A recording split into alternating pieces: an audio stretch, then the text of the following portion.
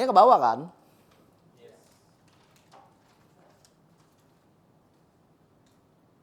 Nah, ya, mau kasih tahu bahwa yang namanya kan barangkali ada beberapa teman yang di sini barangkali backgroundnya nggak ada background selling sama sekali nih. Ya, kayak saya dulu, saya nggak ada background selling sama sekali. Saya cuma mau kasih tahu adalah bahwa yang namanya objection atau keberatan itu is a natural part of selling.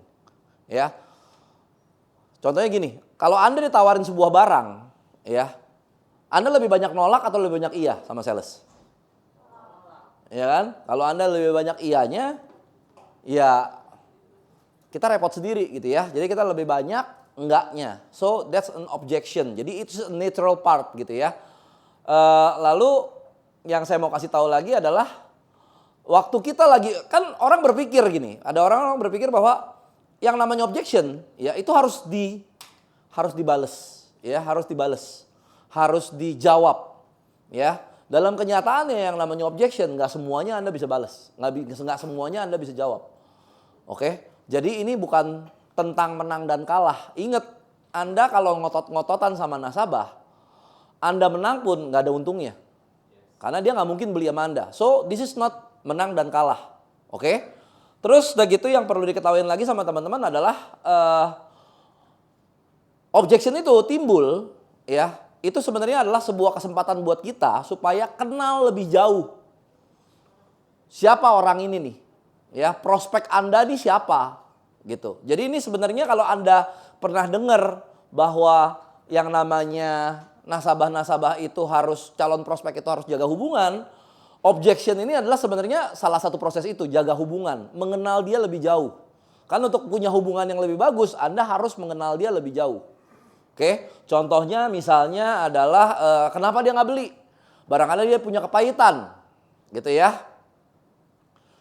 Monyetnya kena hepatitis nggak dibayar sama asuransi atau bagaimana kita nggak tahu, gitu ya. Intinya adalah kita bisa mengenal dia lebih jauh. So ini proses adalah sebuah proses yang sebenarnya harus kita syukuri, ya, karena ini membuat kita mengenal lebih jauh siapa dia, ya. Lalu waktu kita lagi handling sebuah objection, ya, kadang-kadang kan sebenarnya yang namanya objection adalah dia mencoba menaruh pengaruh kepada kita, kalau kita lagi mau prospek orang, kita lagi mempengaruhi dia untuk ikutin pikiran kita, benar gak? Objection itu kebalikannya, dia mencoba mempengaruhi kita dengan pikirannya dia juga. Oke, so yang paling benar adalah lu jangan langsung switch. Tapi calm aja dulu, santai aja dulu ya. Semua yang tadi di depan kan teman-teman udah tahu bahwa ini adalah kesempatan untuk kenal dia lebih jauh. Ini bukan tentang menang dan kalah gitu ya. So the objection is a natural part of selling. Kita mesti tahu dulu gitu ya, bahwa dan kita harus calm, harus tenang dulu ya. Karena kalau misalnya kita kebanyakan mikir, oh iya ya udah ngomong bener juga ya apa segala macam, kita udah nggak bisa mikir yang lain. Oke, kita mesti stick dengan kita punya pendapat dulu, sama kita punya pemahaman, sama kita punya pendirian, ya. Lalu kita pelan-pelan nanti di belakang bisa dapat caranya. Andai pun nggak dapat objectionnya, is okay. Is okay soalnya kenapa? Soalnya ntar Anda bisa ikut kelas handling objection yang lain, ya. Jadi tenang aja, ya. Objection is bukan menang dan kalah. Objection is not rejection. Ini yang teman-teman harus tahu. Apalagi nih buat yang baru-baru nih, kadang-kadang kalau misalnya lagi nawarin orang, ya, begitu dia keluar objection, pikiran pertama yang ada di pikiran adalah, wah dia nolak nih. Nggak gitu. Ingat peraturan pertama, peraturan kedua, peraturan ketiga, ini adalah kesempatan Anda untuk kenal dia lebih jauh, is a natural gitu ya, dan bukan masalah menang dan kalah. So objection is not rejection. Benar ya teman-teman ya? Ngerti ya? Ini bukan rejection ya. So apa sih yang harus kita lakukan ya kalau misalnya lagi ketemu objection, Anda dengerin dia ya. Anda terima dulu pendapatnya dia ya, mencoba berpikir dari perspektifnya dia ya, lalu kita bertanya. Ya. Misalnya nih contoh nih ya kan. Gue enggak percaya asuransi. Ya, Anda terima dulu bahwa dia enggak percaya asuransi. Tapi Anda perlu tahu dong apa backgroundnya dia enggak percaya asuransi. Ya dong, Anda bertanya dong. Kenapa sih? Ya kan? Dengan gaya Anda gitu ya. Lalu Anda mencoba berpikir dari sisinya dia. Oke? Barangkali jawabannya dia adalah begini, karena gue punya uncle nggak dibayar sama Prudential. Oke? Nggak dibayar sama Prudential. Oke? Nah, Anda harus bisa memahami dari sudutnya dia. Waktu dia lagi omnya itu tidak dibayar sama Prudential, barangkali omnya ngoceh. Ya kan? Anda harus memahami peristiwa tersebut memang ada di dalam dia. Jadi itu memang tertanam. Nah, berikutnya adalah Anda harus framing. Kalau misalnya contoh gitu ya, nggak dibayar nih, ya biasanya handlingnya gimana teman-teman? Wah, asuransi nggak dibayar nih. Coba deh yang bisa teman-teman leader barangkali kasih tahu. Ada klaim nggak dibayar? Apa? Hah? Ada objection gini. Om gua tuh nggak dibayar, udah bayar lama-lama, bayar sama Prudential 15 tahun, dia kakinya patah nggak dibayar sama Prudential. Oke, ada yang bisa bantu jawab? Hah? Bertanya. Kecelakaan apa? Ya kan? Terus udah gitu akhirnya gimana yang kita ngomong? Ambil polis apa? Ya kan? Ya kan? Nah, inilah yang disebut sebagai handling the objection. Framing inilah yang kita mau taruh ke dia. Bahwa barangkali kita ngomongnya gini, ya mesti dilihat dulu case-nya bayar kenapa. Karena asuransi itu ada untuk bayar klaim sebenarnya. Kalau sampai klaimnya tidak dibayar, bla bla bla bla bla bla bla bla. Oke, itulah framing. So, teman-teman, itulah sedikit mengenai handling objection. Oke? Dan habis. Ya. Nah, sekarang kita interaktif nih, ya. Apa sih 3 hal paling banyak yang menjadi objection di lapangan? Coba gue pengen denger. Yuk kita bahas nih. Buat teman-teman leader barangkali bisa kasih feedback supaya teman-teman agen yang baru, yang barangkali belum banyak ke lapangan, tahu nih kira-kira kalau di lapangan nih dikasih pertanyaan ini, gue jawabnya paling banyak coba. Gua rugi bayar asuransi. Apa? Partisipasi boleh angkat tangan juga ya, biar kita juga. Nah, iya. Dapat. Ya. Gitu.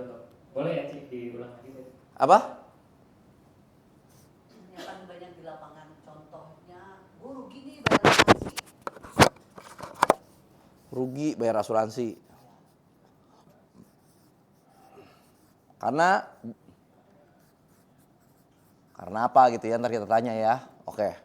Terus apa lagi? Yang paling 3 paling tinggi? Apa? Belum ada budget.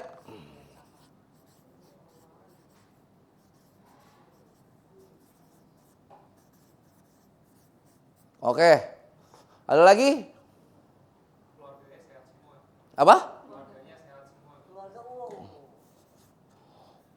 Keluarga sehat semua. Turunan orang sehat. Turunan orang sehat TOS, ya kan? Ya kan? Gua geng TOS, apa TOS? Turunan orang sehat. Oke, ada lagi? Ada asuransi kantor. Punya asuransi kantor.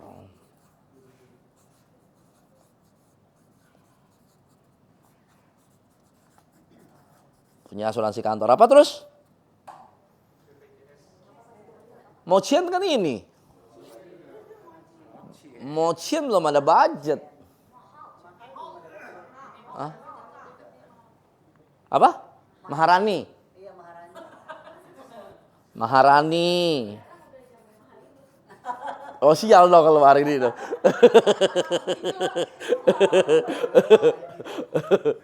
Udah 5 dulu ya. Oke. Saya akan mencoba jawab ya handling ini dari sisi saya ya. Karena ini kan tiap 2 minggu sekali kita bikin, nanti kan yang bawain pasti punya versi sendiri-sendiri. Mudah-mudahan teman-teman bisa dapat banyak gitu ya. Tapi teman-teman leader kalau misalnya ada yang mau bantu jawab dari perspektif yang berbeda ya. Nanti teman-teman bisa ya. Nah, kan tadi ingat listen, ya kan, accept, as,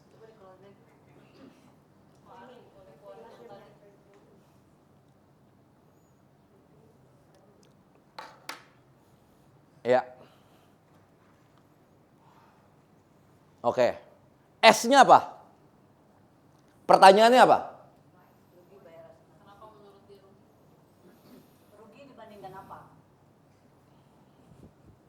Apa? Rugi dibandingkan apa? Terus? Emang lagi nyari untung. Dagang sono. Jadi agen sono. Oke. Rugi bayar asuransi. S-nya apa? Pertanyaannya apa? Kita bertanya apa biasanya? Tadi apa? Tadi Fer? Oh, ruginya apa? Oke. Kalau gue jawab misalnya begini, iya masuk asuransi kan rugi kalau nggak pernah klaim. Boleh gak gitu? Iya kan? Gue rugi kalau nggak bayar klaim. Kalau gue sering sakit sih oke, gue untung. Gitu ya? Iya kan? Rugi. Terus apa lagi biasanya? Kita bisa bertanya apa lagi sama dia? Bener juga sih. Iya, iya. Iya kan rating kan, ya kan, berpikir lagi dari sisi jadi, oh iya benar juga ya, iya, oke, rugi kalau nggak sakit,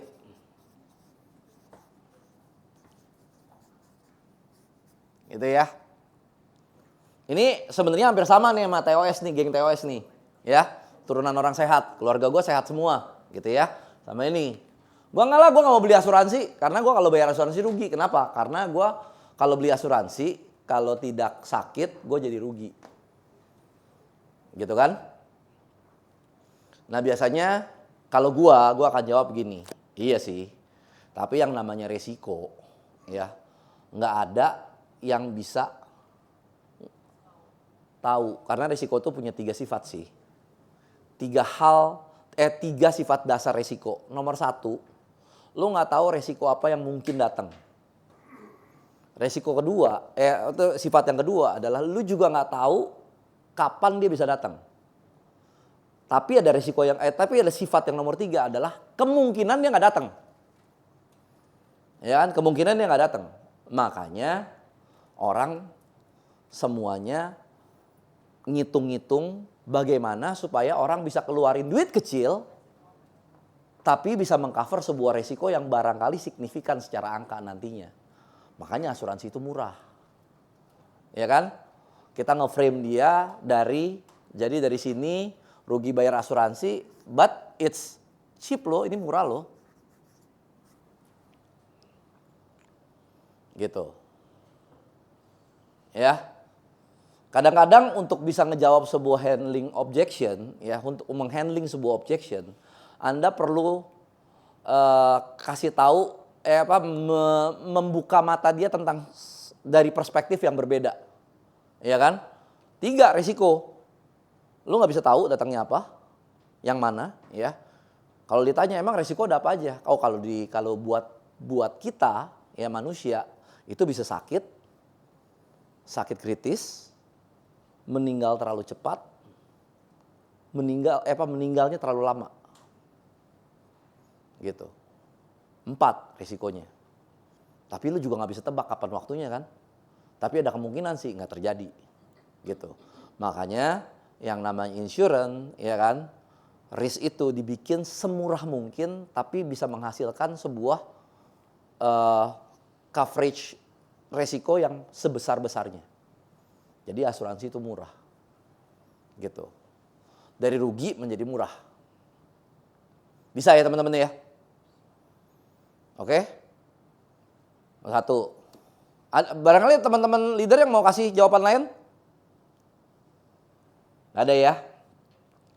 Nomor 2, belum ada budget. Ada yang bisa bantu gak nih? Jadi agent. Jadi agent. Belum ada budget. Ya kan? Belum ada budget. Ada? Yang bisa bantuin jawab? Belum ada budget? Kok? Ya. Mungkin gue bakal pakai HO-nya yang kemarin ya. Apa tuh? Gue cukup teringat sama yang dibagi pas di MDAT. Oke. Dia bilang masih banyak cicilan lain. Ya. Ya kan? Ya. Sama aja kan sebenarnya belum ada budget. Mungkin Ya. tapi kita bisa jawabnya pastinya orang-orang melakukan pos-pos keuangan mereka Ya. masing-masing. Ya. Menurut Bapak atau menurut lu, menurut Koho, orang yang paling butuh asuransi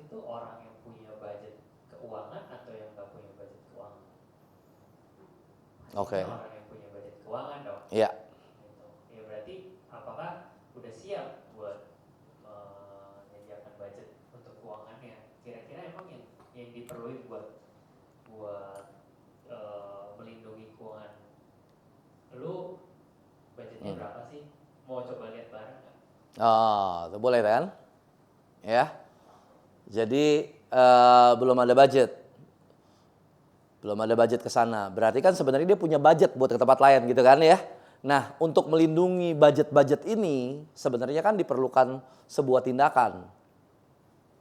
Ya kan? Memerlukan sebuah tindakan. Nah, lu mau lihat bareng-bareng nggak kira-kira apa yang bisa dilakukan supaya budget-budget ini nih, budget-budget yang lain yang ada itu bisa terlindungi. Ya, bisa berjalan dengan benar gitu. Oke. Cuman kan kalau belum ada budget ini biasanya ya ada orang-orang yang memang gini loh teman-teman ya. Memang lu nggak bisa jualan ke orang-orang yang memang bener-bener secara keuangan sangat mepet sekali. Kan kita mesti tahu, sama-sama tahu gitu ya. Lu nggak mungkin bisa nawarin orang yang kan kita pernah dengar ya kan, pernah ada orang nawarin ke tukang rujak lah apa segala macem gitu ya.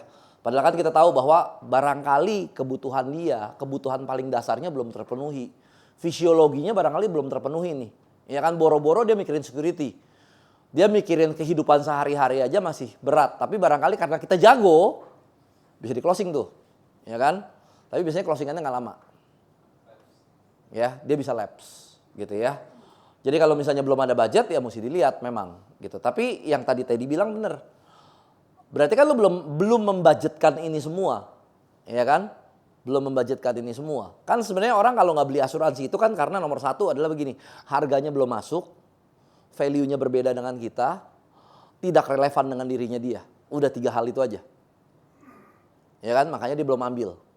Ya. Yang mana dia gitu. Kalau orang yang nggak ada value-nya untuk itu ya nggak bisa gitu kan. Kalau orang yang nggak relevan dengan kehidupannya lo tawarin misalnya dia nggak punya anak, lo tawarin perut cerah itu kan nggak relevan. Ya kan? Nggak masuk gitu, nggak masuk dengan dia. Sama dia barangkali memang angkanya belum cocok gitu. Tapi ya sekali-kali ya mesti dibilangin ke mereka bahwa yang namanya asuransi itu custom kok. Angkanya bisa disesuaikan dengan kemampuan. Gitu. Untuk apa? Untuk melindungi budget-budget. Kalau dia ngomong belum ada budget. Gitu. Bisa ya? Teman-teman ya. Nomor 3. Tadi apa? Turunan orang sehat. Ya kan? Ini bisa dipakai nomor 1 lah. Sama kan? Ya kan? Gue sehat nih, keluarga nggak ada yang punya itu, ya benar gitu. Tapi yang namanya risiko ya bisa terjadi, bisa tidak terjadi. Tapi waktu terjadi kita juga nggak tahu yang terjadi apa, waktunya kapan. Jadi nggak ada salahnya untuk jaga-jaga, gitu ya. Nomor 4, punya asuransi kantor. Ada yang bisa bantu jawab? Asuransi kantor?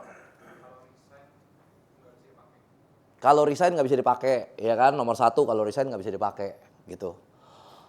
Terus sekali lagi kita bisa ngomong, nah kalau misalnya menurut lu asuransi kantor, lu udah punya asuransi kantor, berarti barangkali gue bisa jelasin satu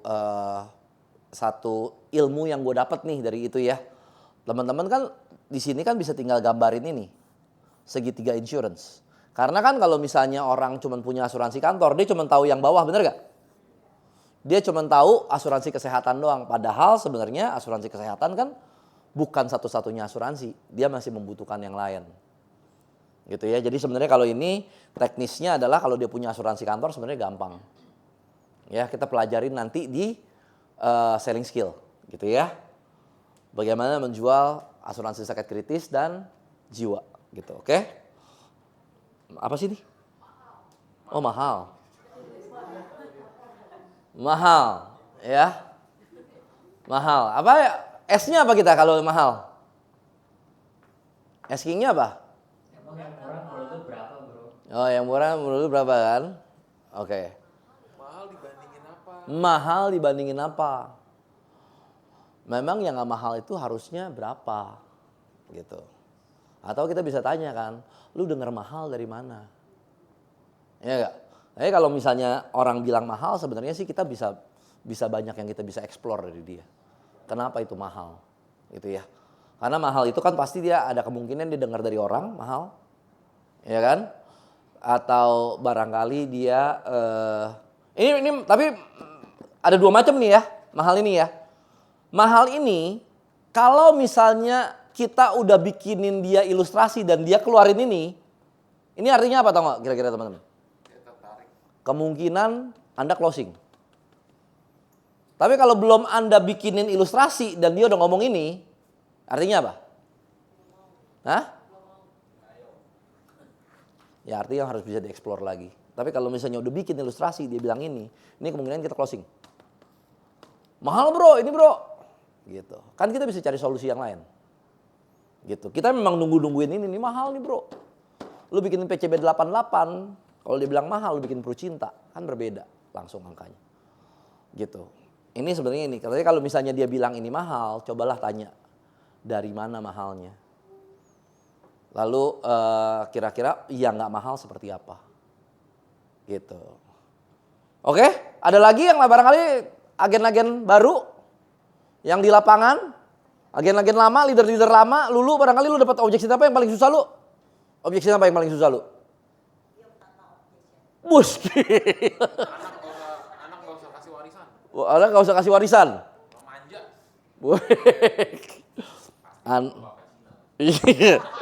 Anak jangan dikasih duit gitu ya. Ini terakhir ya kita mau masuk ke tactic selling. Jangan dikasih duit. Oi. Apa? Anak gua udah beres semuanya gitu ya. Udah gua alokasiin dan lain-lain gitu ya. Bener gak? Ini kan? Anak gua udah gua kasih lain-lain segala macam, pokoknya udah beres. Gua nggak butuh asuransi lagi. Asuransi buat dia cuman ngapain? Buat kaya-kaya doang gitu ya. Oke, nah itu biasanya gimana teman-teman? Susah gak tuh? Lo jawabnya apa kalau gitu? Kalau anak udah dikasih. Iya, enggak. Anak udah dapat semua nih.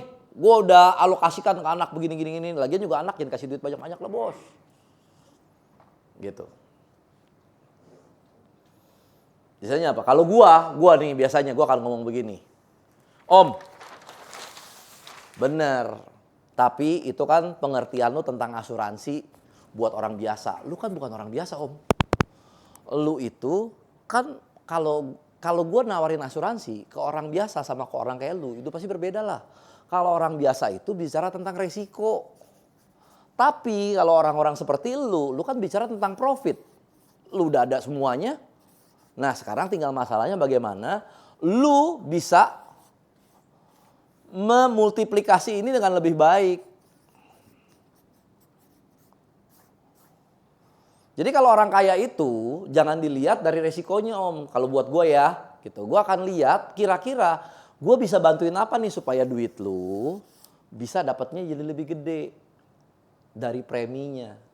Bicara tentang profit, jangan bicara resiko. Makanya gini, kalau misalnya lu punya duit nih, ya kan? Lu punya duit 100 miliar, ya kan?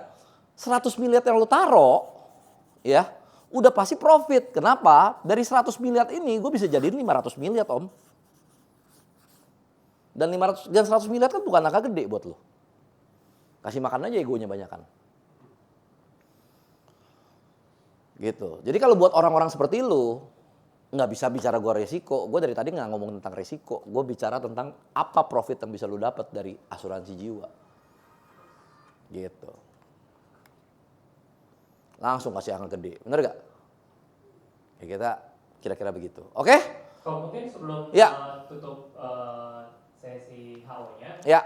kan kita sering dapetin pertanyaan-pertanyaan atau objection gitu. Ya. Tapi kan kita juga sebagai misalnya seorang leader kayak tahu nih, suatu saat gue pasti closing. Mungkin bukan sekarang pemikiran seperti itu. Ya. Jadi mungkin pada saat itu tidak di handling. Ya.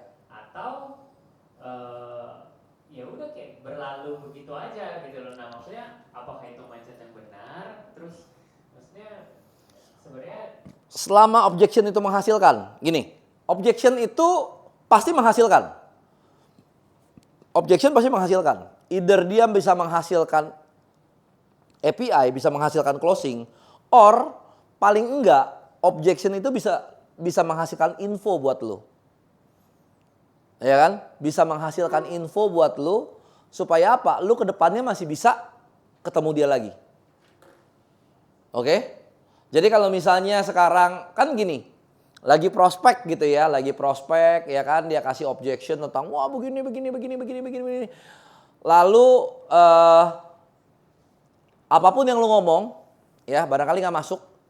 Yang perlu lu lakukan adalah ya lu harus berada dalam posisi dia, kumpulin info tentang dia supaya next time lu ketemu dengan dia lagi, lu udah bawain sesuatu yang berbeda. Karena gini, lu barangkali nggak tahu loh, dia itu barangkali lagi having a bad day hari itu, ya kan? Barangkali dia habis diomelin bininya, ya kan? Barangkali dia habis punya dispute sama dia punya business college dan lain-lain, lu nggak tahu gitu ya.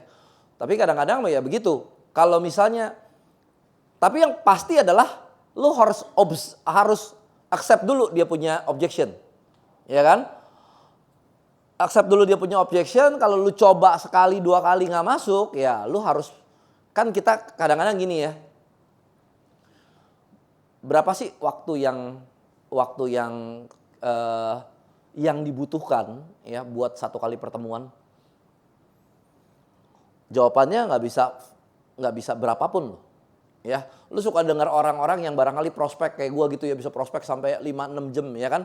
Itu kan karena barangkali waktu itu gua nggak punya janji dengan orang yang lain.